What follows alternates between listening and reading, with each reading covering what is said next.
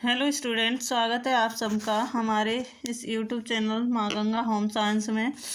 और आज हम बात करने वाले हैं यानी जो भी क्वेश्चन हमारे 2 क्लास हो चुकी हैं, इससे आगे के क्वेश्चन हैं वो हम इस क्लास में करने वाले हैं। आप लोग यानी पूरी क्लास को देखिएगा, इससे आगे हमें और न्यू क्वेश्चन मिलने वाले हैं। जो भी क्वेश्चन हैं हमारे अलग अलग एग्जाम में होम साइंस से संबंधित आए हुए हैं, तो आप लोग ये क्लास जरूर देखिएगा। तो हम अपने क्वेश्चन पर आते हैं।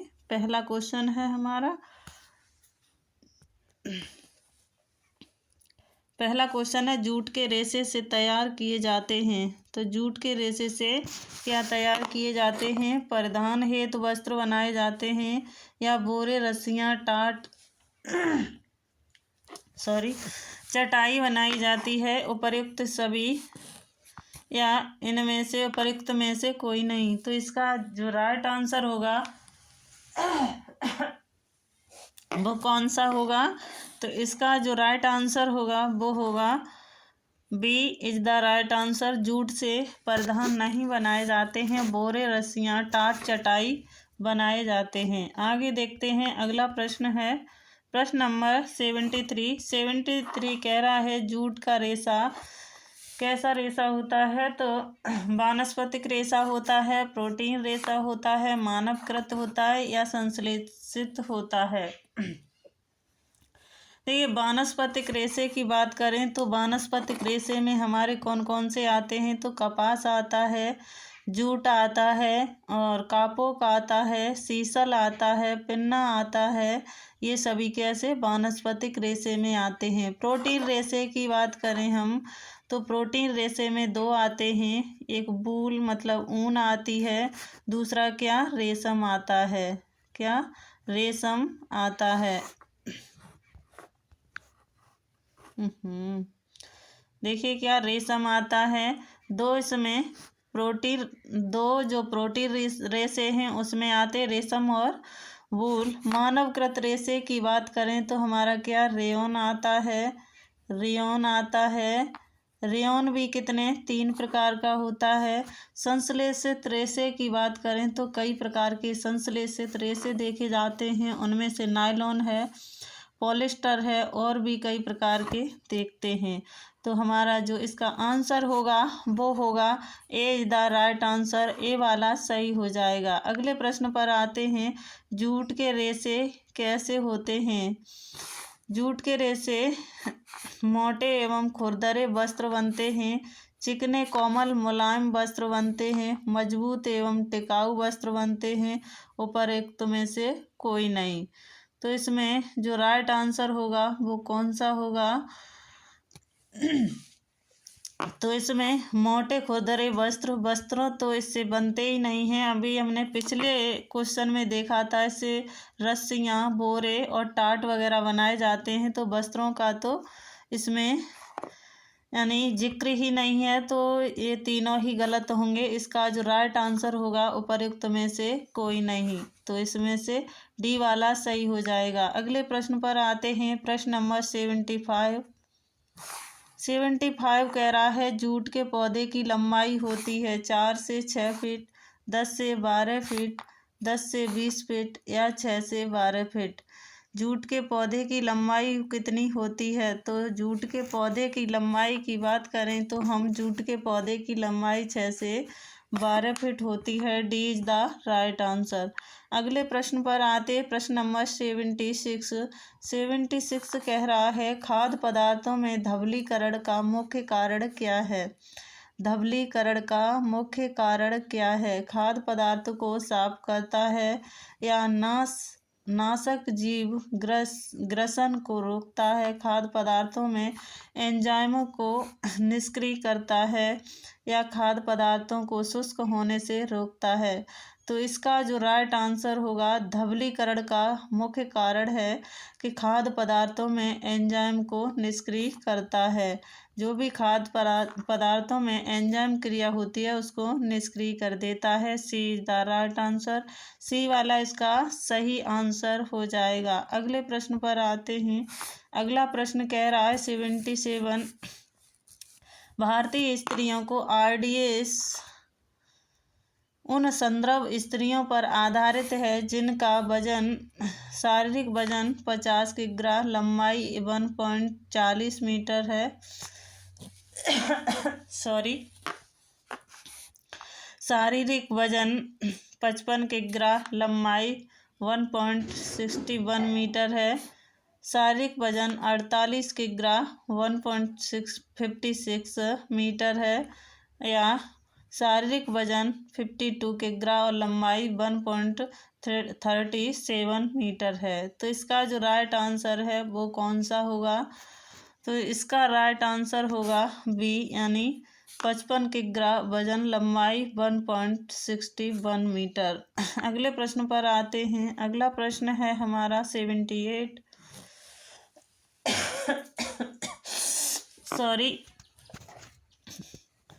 78 कह रहा है निम्नलिखित में से कौन सा संचालक उपागम नहीं है?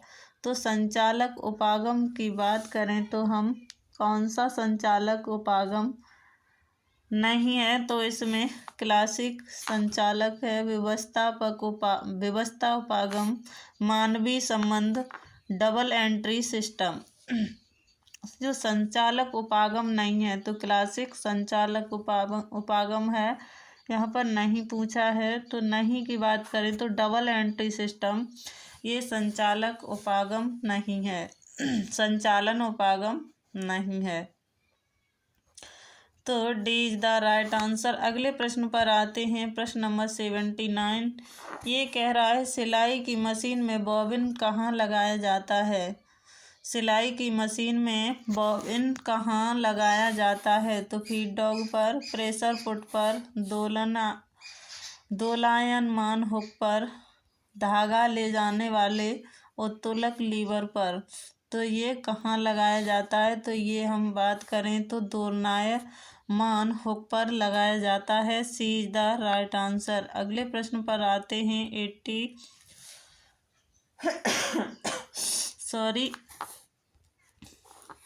कसूती कढ़ाई को निम्नलिखित में से क्या निरूपित नहीं करता है?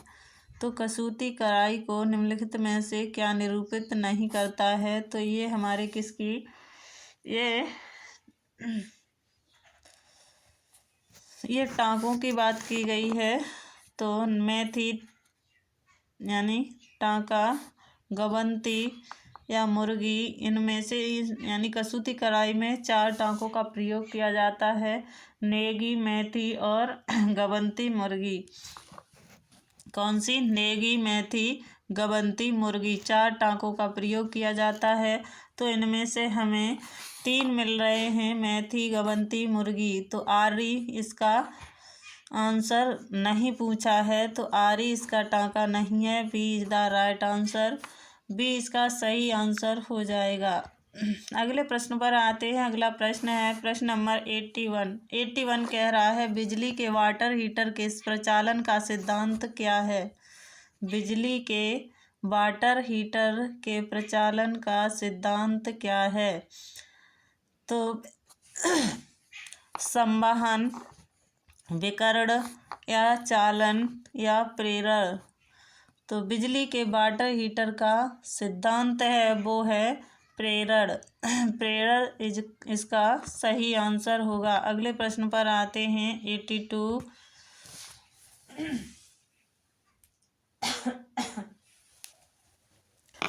ये क्या हो, प्रश्न नंबर 82 कह रहा है समाजमिति बालक में मापन का उपकरण है। बुद्धि स्तर, व्यवहारिक समस्याएं, साथी समूह के साथ संबंध, अभिभावकों के साथ संबंध। तो समाजमिति बालक में मापन का उदाहरण है किसका? तो ये हमारे साथी समूह के साथ संबंध समाजमिति का मापन उपकरण है। किसका? साथी समूह के साथ संबंध समाजमिति का उपकरण है। सी इज द राइट आंसर। अगले प्रश्न पर आते हैं। अगला प्रश्न है DRDA किस स्तर पर कार्य कर रहा है? DRDA किस स्तर पर कार्य कर रहा है? तो जिला स्तर पर, खंड स्तर पर, राज्य स्तर पर, ग्राम स्तर पर। तो DRDA की बात करें तो ये हमारा किस पर, जिला स्तर पर कार्य करता है। A is the right answer. अगले प्रश्न पर आते हैं, प्रश्न नंबर 84। इसमें हम और आगे देखने वाले हैं। इसमें और जो प्रश्न हैं वो प्रसार शिक्षा से हैं और हैं इसमें जो भी हमारे UGC नेट में पूछे गए हैं वो भी प्रश्न इसमें दिए गए हैं। तो आप लोग इस क्लास को पूरा देखिएगा, आगे आपको अच्छे प्रश्न मिलने वाले हैं, वो भी विविध अलग अलग परीक्षाओं में पूछे गए हैं। देखिए हम कहाँ आ गए, हाँ इस पर 84 कह रहा है पोस्टर का ABC दर्शाता है। ABC का मतलब क्या है? अट्रैक्टिव, ब्रीफ और क्लियर। अटेंशन, ब्रीफ और clarity. Attractive, bold, clear. Attractive, bold, colourful. तो बोल्ड नहीं होगा, इसमें भी बोल्ड नहीं होगा, अटेंशन नहीं होगा।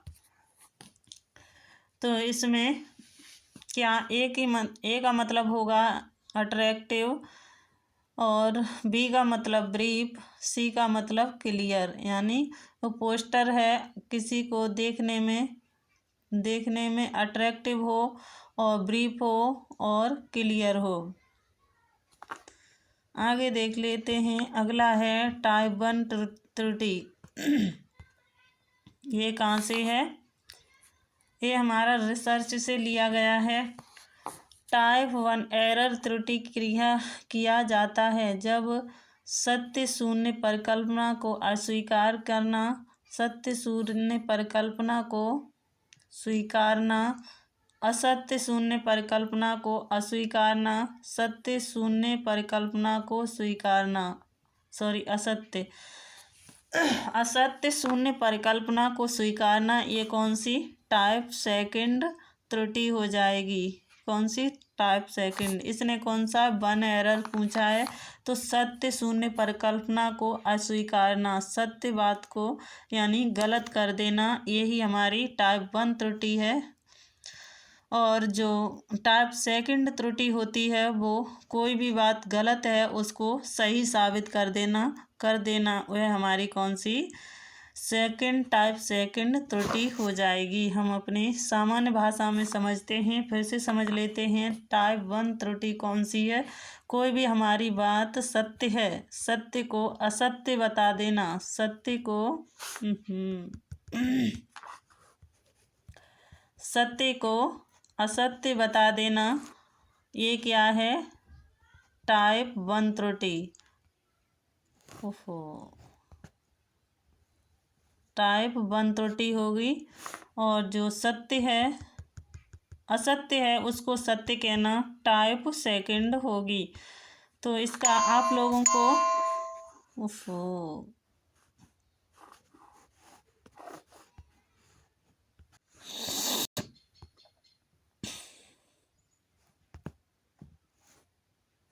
देखिए आपको इसका आंसर मालूम पड़ गया होगा, हमें लगता है आप लोग समझ भी गए होंगे। इसका जो राइट आंसर है ए वाला सही हो जाएगा। अगले प्रश्न पर आते हैं, प्रश्न नंबर 86 कह रहा है निम्नलिखित में से कौन सा खाद्य पदार्थ ओमेगा 3 वसा अम्ल से भरपूर है? चर्बी। तो ये ओमेगा 3 में नहीं आती है। तो हम पहला कहाँ है? पहला तो एक में ही है। चलिए 3 बचे हमारे पास।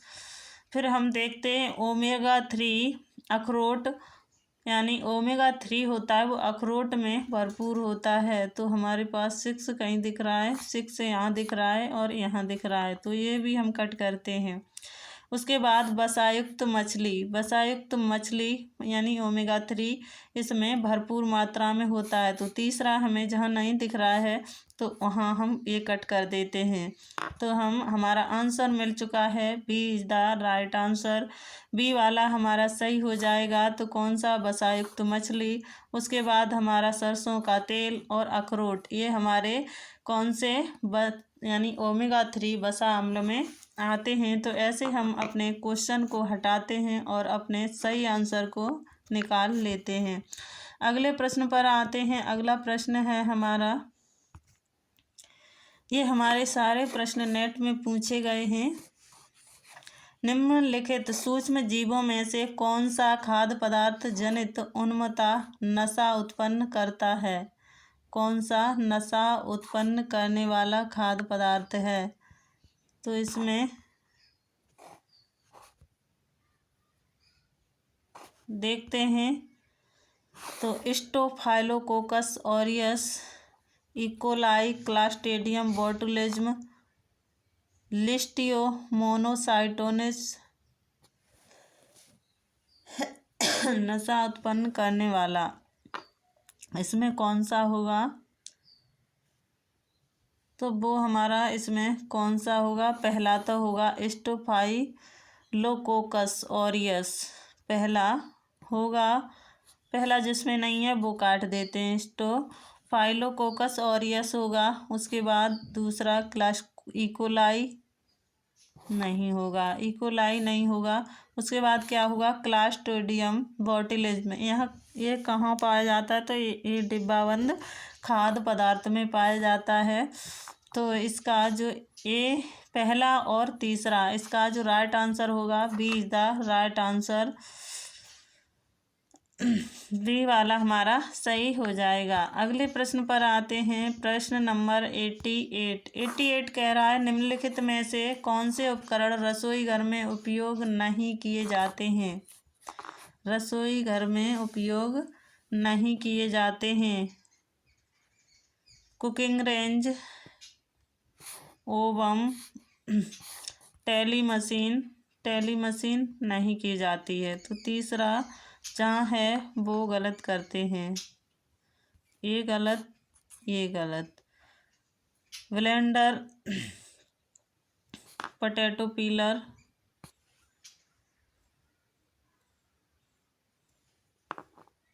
ओवन, क्या कह रहा है ये एक बार देख लेते हैं। वैसे नहीं किए जाते हैं, देखिए नहीं पूछ रहा है तो कौन से नहीं किए जाते हैं? तो टेली मशीन नहीं की जाती है, 3 यहाँ है और यहाँ है, तो यहाँ नहीं है, तो ये दोनों कट करते हैं।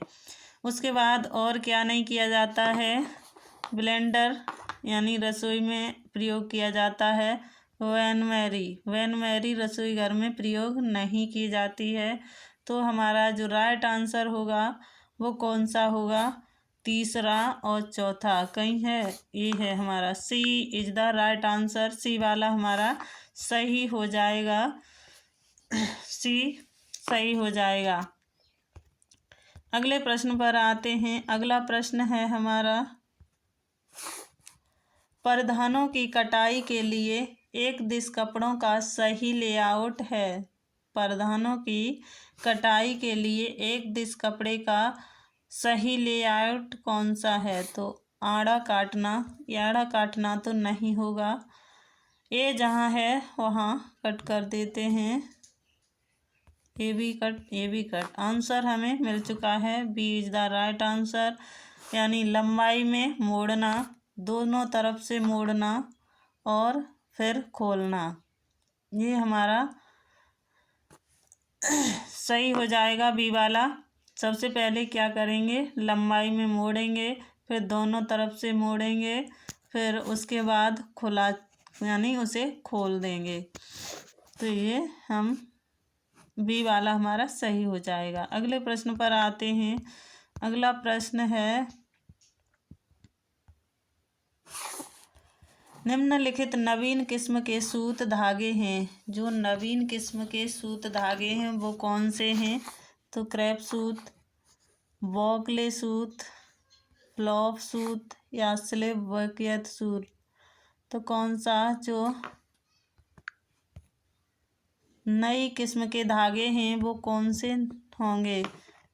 तो हम देखते हैं नई किस्म के धागे कौन से हैं। तो क्रेप सूत तो नहीं होगा नई किस्म का। बॉकले सूत ये नई किस्म का है, नवीन किस्म का है। फ्लॉक सूत ये भी नवीन किस्म का है। स्लैब सूत ये भी। तो बी यानी दूसरा, तीसरा, चौथा इसका राइट आंसर होगा। ए नहीं है तो ये हम एक से ही हम अपना आंसर ढूंढ लेते, ये जहाँ जहाँ है तो कट कर देते, डी हमारा राइट आंसर हो जाता।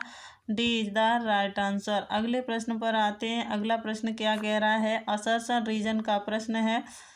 देखते हैं हम 91 प्रश्न क्या कह रहा है।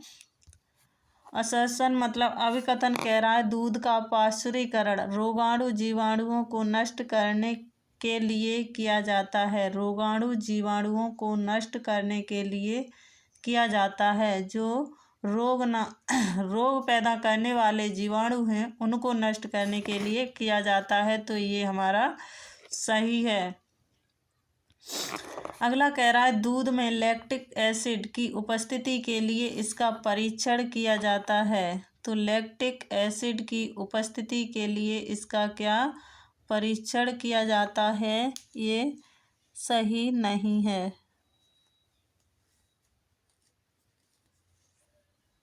लैक्टिक एसिड की उपस्थिति के लिए इसका परीक्षण किया जाता है, हाँ किया जाता है। तो इसका जो राइट आंसर है B is the right answer, B सही है। अगले प्रश्न पर आते हैं। अगला प्रश्न है, गुर्दे के प्रचंड क्षय का अर्थ है कि गुर्दे ने अचानक काम करना बंद कर दिया है। अगला कह रहा है, विभिन्न जीव विष या अत्यधिक रक्त हानि या सदमा गुर्दे के कार्य करने की क्षमता को प्रभावित करते हैं। तो फिर से पढ़ लेते हैं।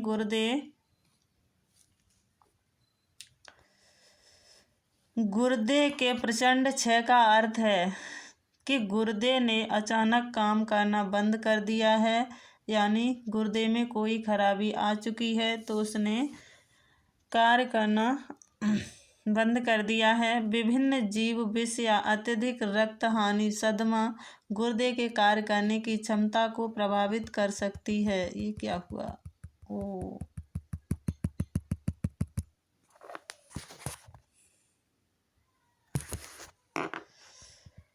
तो ये कर सकती है क्या, विभिन्न जीव विष या अत्यधिक रक्त हानि या सदमा गुर्दे के कार्य की क्षमता को प्रभावित करती है। तो ये दोनों हमारे क्या सही हैं, तो इसका राइट आंसर होगा बी द राइट आंसर। अगले प्रश्न पर आते हैं। अगला प्रश्न कह रहा है, बीजक वह दस्तावेज हैं जो खरीदे गए सामान सप्लाई के साथ आता है। बीजक वो दस्तावेज हैं जो खरीदे गए सामान सप्लाई के साथ आता है। इसके आधार पर नगद भुगतान करना होता है। इसके आधार पर नगद भुगतान करना होता है। तो इसका जो राइट आंसर है, तो पहला तो इसमें सही है, क्योंकि बीजक वह दस्तावेज है जो खरीदे गए सामान सप्लाई के साथ आते हैं। कोई भी चीज़ आप खरीदते हैं उसके साथ लगेज कहते हैं, लगेज में कोई भी चीज़ आती है, जैसे कि तुमने कुछ भी, यानी साबुन है, साबुन पर एक साबुन जो लगेज में आता है, या शैम्पू लिया उसमें लगेज में दे दिया जाता है। कोई भी चीज़ खरीदते हैं सो अलग से आता है, वो ही हमारा क्या बीजक दस्तावेज होता है। वो सामान के साथ आता है और इसके आधार पर नगद भुगतान करना होता है। तो उसका जो लगेज में आता है उसका नगद भुगतान नहीं करना होता है, वह उसी के साथ आता है। तो इसका जो राइट आंसर है वो कौन सा होगा, सी होगा। ए सत्य आर सॉरी, देखिए ये भी गलती हो सकती है, यहाँ पर आर पहले दिया है तो मैंने ये टिक कर दिया। ये भी आप लोग देख के संभल के एग्जाम में करना है। तो हम पहले क्या करेंगे, ये सत्य है, यानी बीजक दस्तावेज जो खरीदे गए सप्लाई के साथ आता है, कारण इसका जो नगद भुगतान नहीं करना होता है वो गलत है। D is the right answer. अगले प्रश्न पर आते हैं। अगला प्रश्न अभिकथन कह रहा है, कोई भी वस्त्र की उरेब और वास्तविक उरेब दोनों को गले के परिष्कृत के लिए उपयोग किया जा सकता है। तो दोनों को गले के परिष्कृत के लिए उपयोग किया जा सकता है। हाँ, किया जा सकता है। क्या किया जा सकता है? और क्लियर भी नहीं है। किया जा सकता है, क्लियर भी नहीं है। और दूसरा कह रहा है दोनों में एक जैसी तान होती है। ये भी नहीं कह सकते कि दोनों में एक जैसी तान होती है। उरेब कैसी होती है? इस प्रकार ऐसा कपड़ा होता है, ये चौकोर कपड़ा है ये, तो हम कैसे कट करते हैं? उरेब ब्लाउज में या किसी को मोड़ने में ऐसी पट्टियाँ काटते हैं, वही हम उरेब कहते हैं। उसे ही हम क्या उरेब कहते हैं। उरेब इस प्रकार से कटती हैं, ऐसी पट्टियाँ तिरछी कटती हैं। तो हमें ये दोनों क्या हैं? मिथ्या हैं। ए इज द राइट आंसर।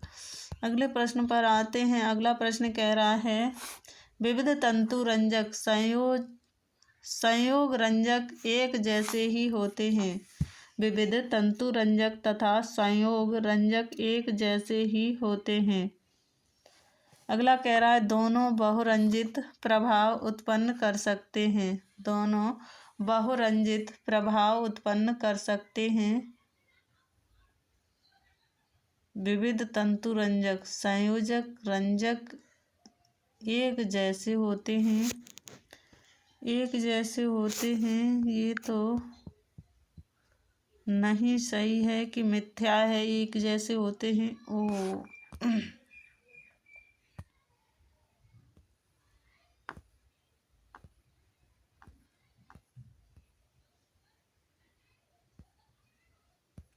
कहाँ गया?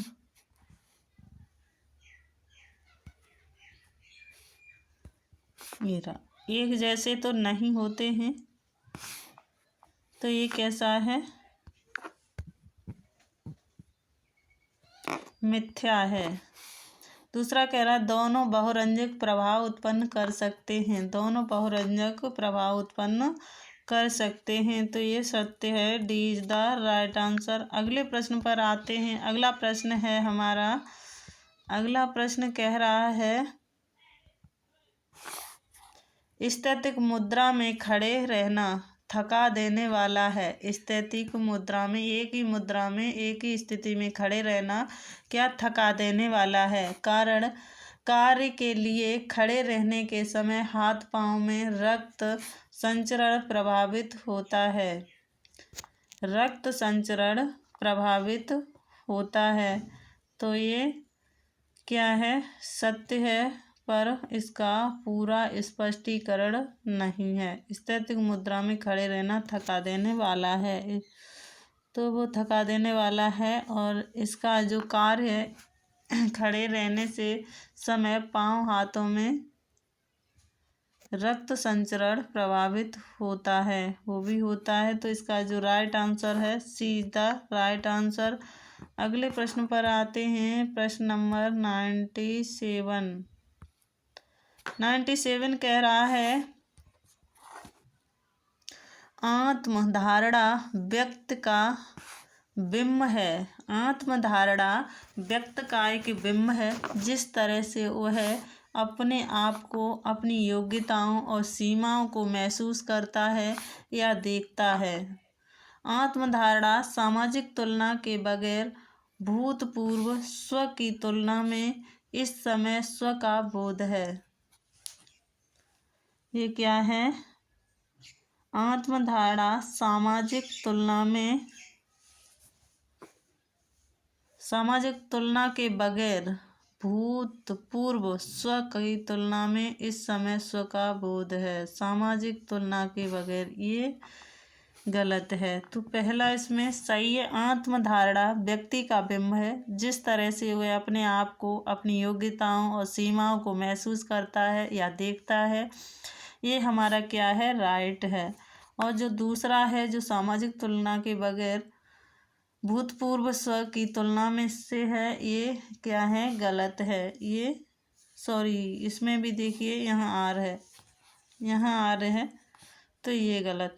यहाँ पर कौन सा सी होगा?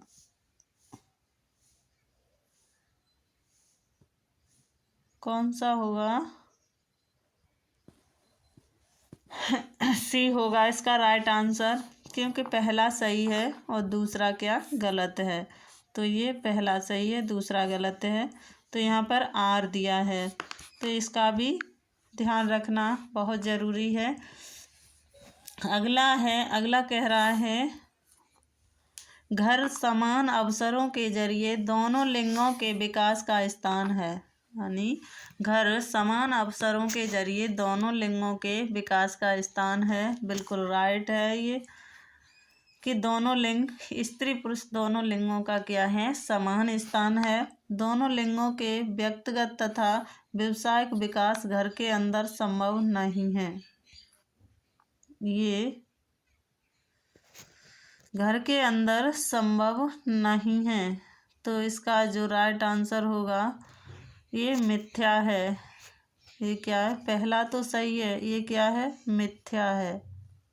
ये कंफ्यूजन कर रहा है, ना तो सही है ना गलत है, तो ये मिथ्या हो जाएगा। तो इसका जो राइट आंसर होगा वो कौन सा होगा? ए सत्य कहाँ है? ए सत्य और आर मिथ्या है।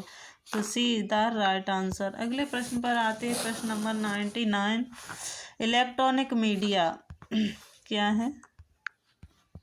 इलेक्ट्रॉनिक मीडिया जन या मास मीडिया है। इलेक्ट्रॉनिक मीडिया जन या मास मीडिया है। ये क्या है? सही है।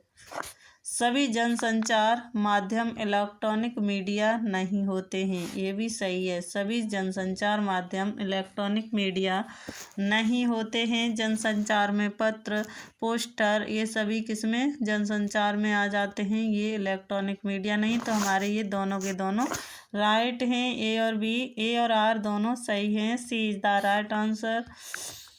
आज का हम अपना नए यानी लास्ट क्वेश्चन करेंगे। इसमें 20 प्रश्न और बचे हैं, वो हम अगली क्लास में करेंगे। तो जो लास्ट वाला क्वेश्चन है वो करते हैं। दो चरों के बीच सहसंबंध की विद्यमानता केवल तभी विद्यमान दर्शाई जा सकती है जब विविधता है। दो चरों के बीच सहसंबंध की विद्यमानता केवल तभी दर्शाई जा सकती है जब विविधता है। केवल शब्द ये हमें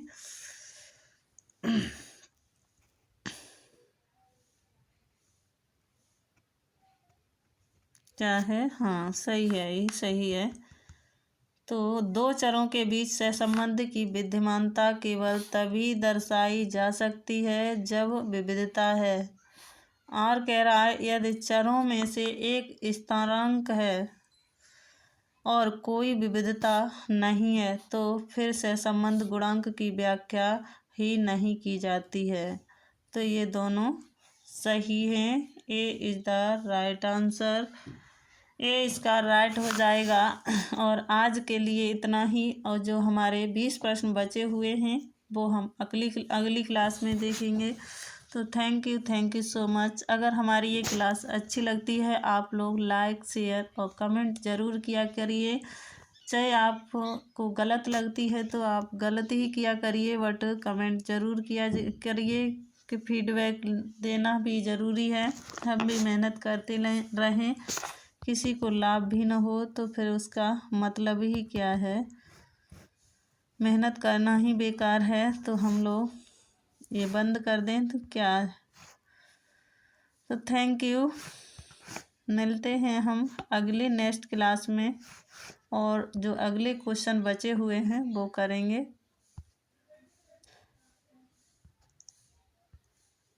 और हमारी आज क्या है? नई साल की आप सभी को ढेर सारी शुभकामनाएं हैं। हम तो शुभकामनाएं नहीं दे सकते, बट ईश्वर से प्रे करेंगे कि आप सभी की अगली नई साल जो हो वो नौकरी से यानी भरपूर हो। Thank you so much.